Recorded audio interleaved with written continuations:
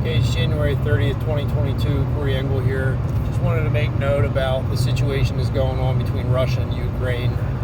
Russia's sending troops over there, building up a military force. This is all over oil. This is a pipeline.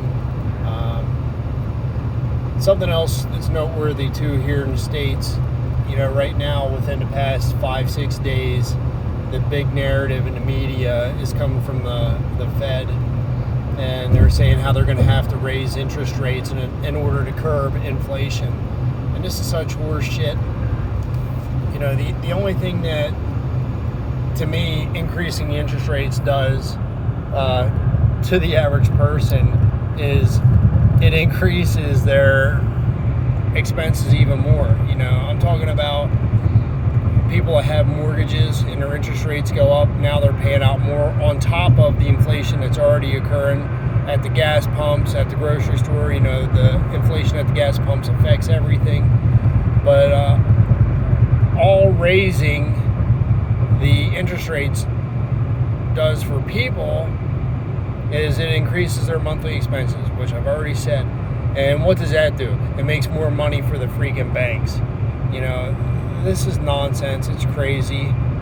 The existing power structure that's in this country, the politicians that are bought and owned by big oil, the big banks, the big corporations, big pharma, this nonsense has to stop. People have to put their foot down and make a stand.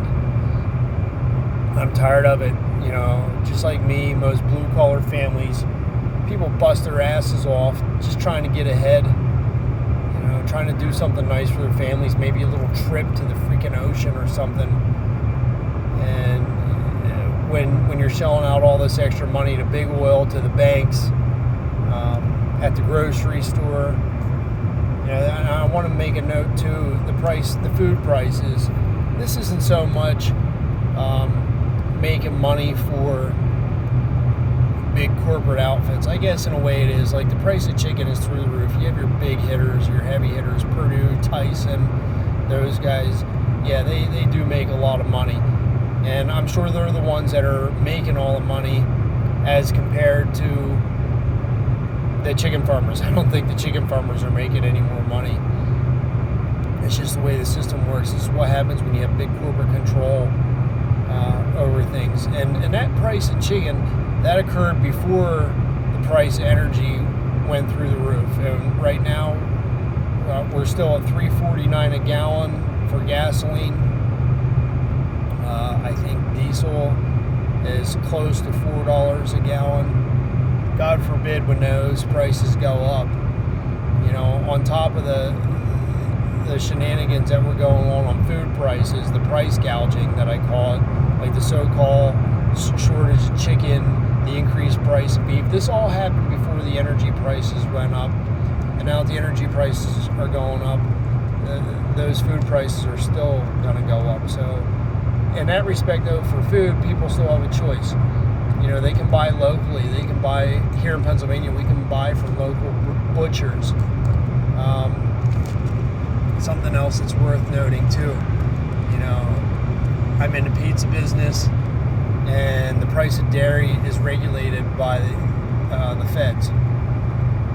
They regulate the price of freaking dairy, but they can't regulate the price of energy whenever it gets out of whack and it starts going too high. This is complete and total bullshit.